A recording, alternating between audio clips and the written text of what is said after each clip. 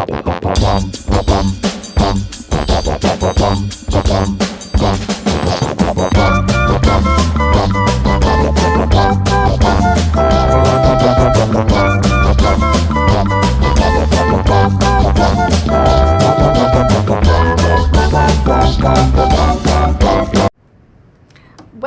to Amusings with Chelsea and Angie. I'm Chelsea. I'm Angie. How's everybody doing today? I hope y'all are doing good. We are going to talk about the Murdaugh trial, and we're going to do this over a few episodes. But today in particular, we're really going to talk about the killing of Stephen Smith and the death of Gloria Satterfield. So I know, Angie, you've been watching the trial. 6 weeks of trial, yes. And they just went in for jury deliberation. So they are actually deliberating right now about all this. So this is kind of perfect to talk about right now into what is kind of going on. If you haven't been following, maybe you've watched the Netflix series or haven't, or even the HBO series that you led me to watch as well, which just came out just this past month in February, again on Netflix and on HBO Max. Just as a reminder, we're not affiliated with anything whatsoever at all. This is just us chit-chatting and our opinions on everything. So going with that, if you don't know, Stephen Smith in 2015 was found dead from a blunt force trauma on the road of Hampton County, and the case was ruled as a hit and run with no suspects arrested.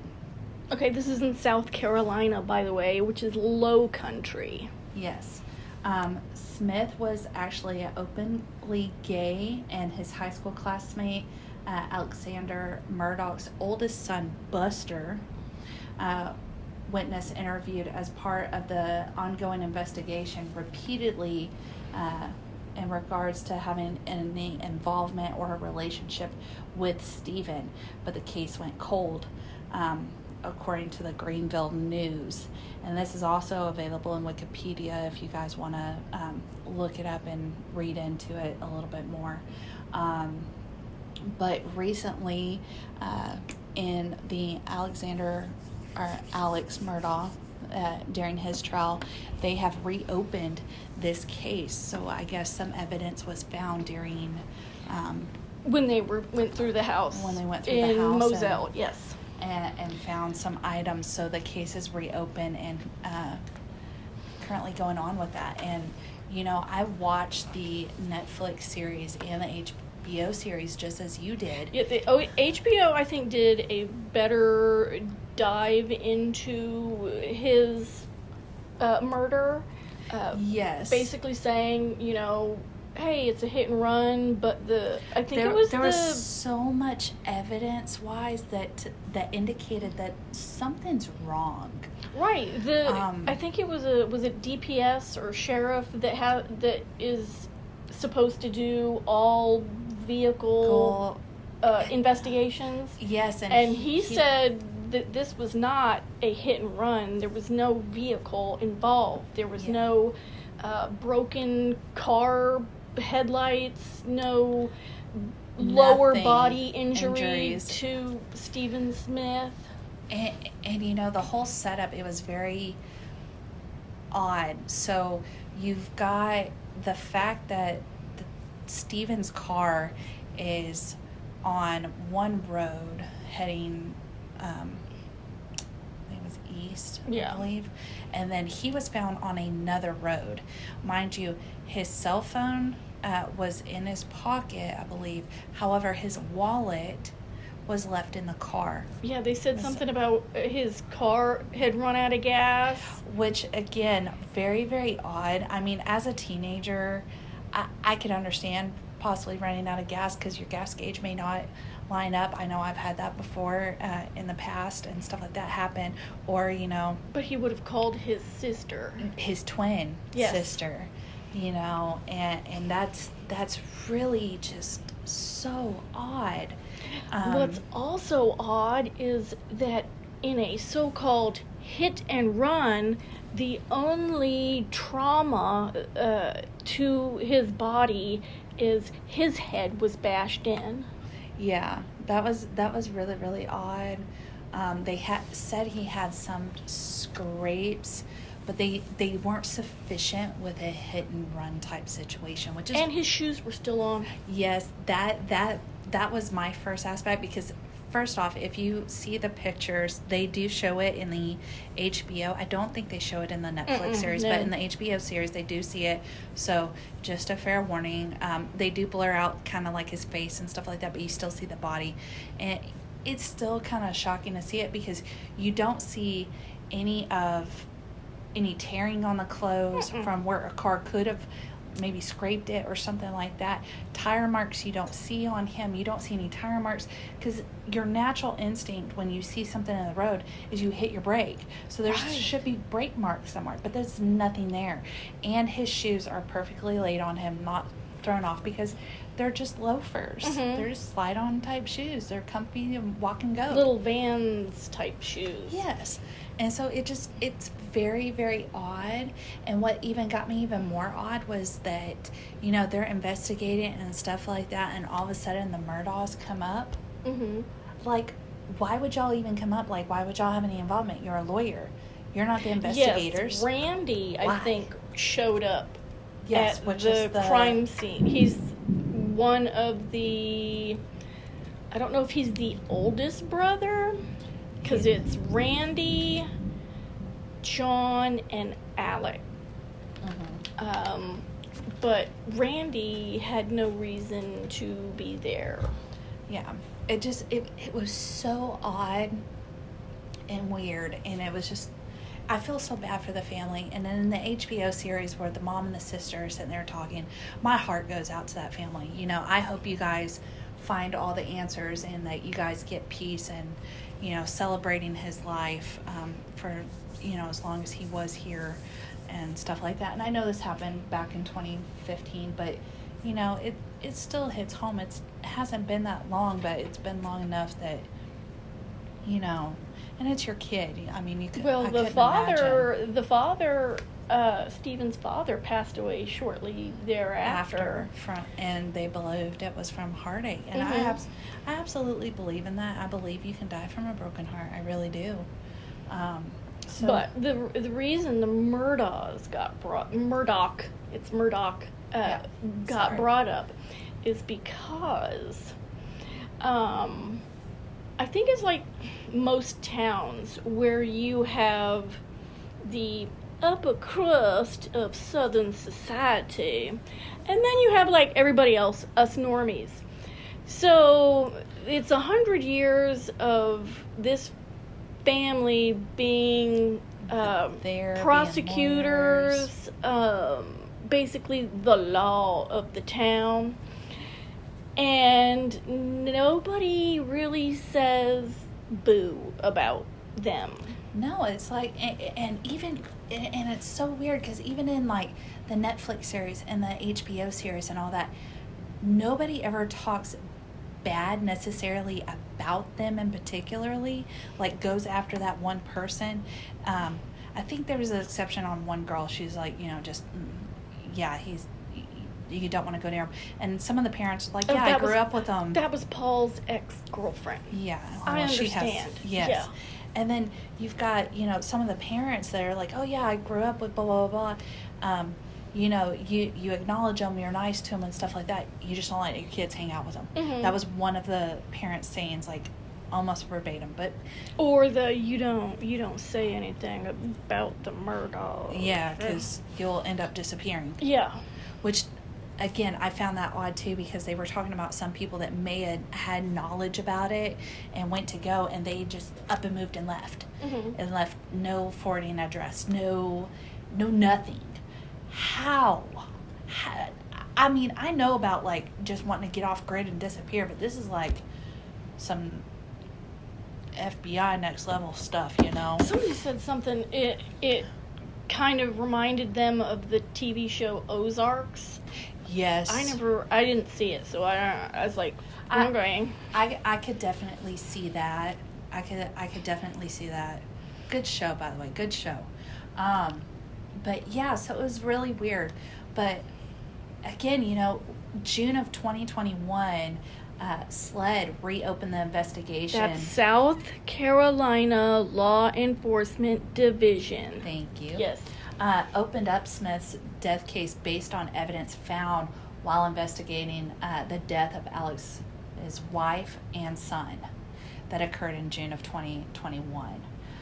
Which basically means that when the SLED went in to search the Moselle property, they found something, probably about Buster.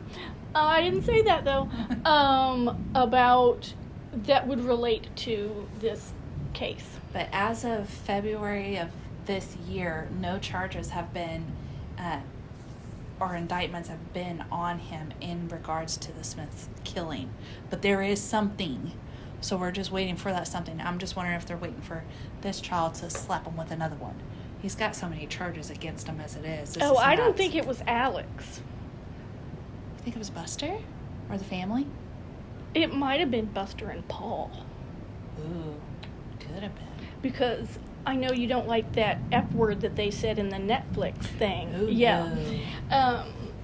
Because he said... They said a bad word. Yes. Not the one that rhymes with duck. The one that rhymes with maggot. Yes. And I just... Paul's girlfriend at the time had brought it up. Yes. And then Alex said, you mean that blank word? Blank word? We ain't got nothing to do with him. Which, yeah. Yeah, that totally, like, just Sus. so, yeah. There's some stuff going down with that. But, So that is number one. yes, it is. So fast forward to February of 2018, the Murdaugh's longtime housekeeper, Gloria Satterfield, which I hope I'm saying her name right, suffered a severe head injury when she fell down the front steps on the family's estate and died In the hospital. Days. Several days later from complications including a stroke. It had been reported as a trip and fall accident, but no coroner was notified. There was no autopsy performed, and the death certificate said that it was by natural causes. And described the death certificate as natural was improper. They were exhuming her body, though. Yes. Satterfield had two sons that were awarded an insurance settlement for the accident of the natural death, but by 2021 had not received money, according to multiple statements. Alexander Murdaugh and Chad Westroff, Okay. possibly not saying that name right, and an attorney, Corey Fleming, conspired to steal $4.3 million in the insurance policy settlement. Okay, I'll tell you what happened. Okay. So, Gloria had been their housekeeper. She basically raised Paul. Right. Paul adored her. And Paul was very, very attached to her. Yes. Gloria has two sons. One, I think, is a nurse, and the other is special needs. I don't know if he's autistic, but I know that his brother takes care of him. Yeah. So the 911 call came in, and it was Maggie. Maggie said that her housekeeper had fallen by the dogs. The dogs, and they were kind of rude about it on the phone. Can you stop asking us questions? And they're like, we have an ambulance on the way there. Yeah. So Gloria was taken to the hospital, and then, of course, she passed away. Then Alex, who has known, Gloria's boys, says, I want you to sue me, and my house insurance will cover so that, you guys would get the you settlement guys and all can get that. some money. Because he's like, we can probably get you like $500,000. And he said, I can't be your lawyer because you'd be suing me. But here's my friend Corey. Yes. Corey Fleming. So they sue Alex's insurance company for death or whatever. And the boys don't hear anything. And Anthony texts Alex and says, hey, I'm just checking in. Have you heard anything?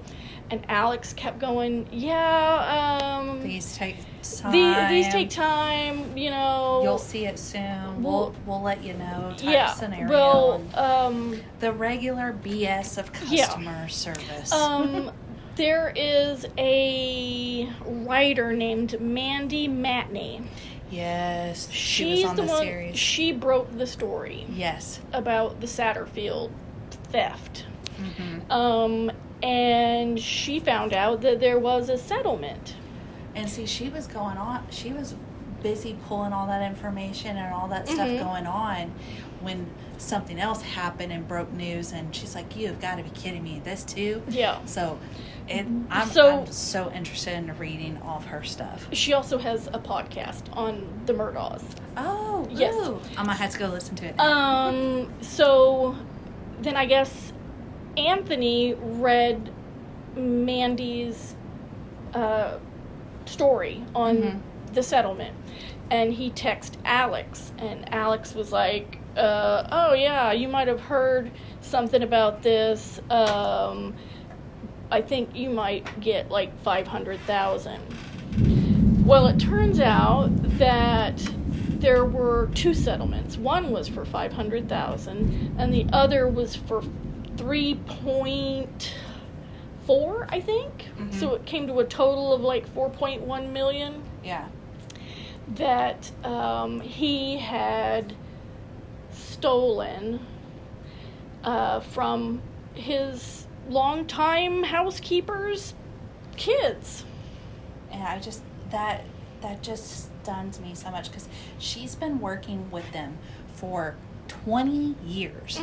20 plus years that she's been in there raising them, taking care of them, cleaning their house, doing all this stuff. And first off, let me just say, the death sounds really, really funny, and especially whenever you hear the actual police phone call. Yeah. And it's a double-edged sword. I don't know how all of the sudden this happened. Like, why would the dogs who she's been around forever have tripped her? And I mean, I know dogs get rowdy and excited and stuff, and depending on how many were up there at the time of the incident, she usually only has two up there. She usually only has Bubba and Grady. See, and that's just it's so fishy sounding. And then of course, they are labs, and labs are kind of chunky. Yeah, and they like to slap you a little bit with their tails. I have a Catahoula leopard dog, and God knows he's broken my foot several times. Yeah, but has he knocked you down like that? I know you've fallen down the stairs, but that's different. No, I did that myself. He has hit me, but I have not fallen over. But even like on some of the pictures of the steps, I mean, it doesn't even look like it's that far of a fall to cause that severe of an injury. But again, I'm not a medical expert. It could, you do the easiest thing and you can hurt yourself. And I completely understand that. It is brick, too. Yeah. Wow. But it seems so odd. Like, it's odd. And even the gardener said when he got up there, it's just weird. Something was amiss. And then let me go back to the 911 call and just say how calm she was calling in and saying that, oh, my housekeeper fell, blah, blah, blah. I'm sitting here going, if it was me, I'd be like, hey, y'all need to get here. My nanny's fallen and hit her head. I'm right here with her. She's going in and out of consciousness. You know, your motherly instinct kicks in to get this information out. But she's so, like, reserved and not giving too much information. And, you know... Okay, it sounded to me like someone was calling for, I'm gonna be rude, the help. Like, yeah, so my maid fell and I need someone to come up here. Not like it was a close family member, like, oh my God, but you need to come up here, there's blood, you know. Usually the 911 phone calls are frantic. Like that, or yes, they're frantic. That's what I'm trying to get at. I mean, I've had a friend that was a 911 dispatcher, and they explained to me before that a lot of the phone calls are very romantic, and they had to keep the person calm and reserved and stuff like that. Can you tell me the address? Can you tell me the location? Can you tell me, is there something you can grab? They walk you through a lot of stuff that they can do while they're trying to get somebody out there. And I'm just... And so at some point, Paul took the phone, I guess because Maggie just got tired of dealing with the 911. And he's like, can you just stop asking her questions? And I'm like, that's what 911 is for. But yeah, I just... It's sus. Yes. Totally suspicious. So then, on top of the murder, he goes and doubles down and says, hey, this is such a tragedy, I'm going to screw you out of money. Well, and add to that, I believe it was the HBO series, was talking about where they said that Alex,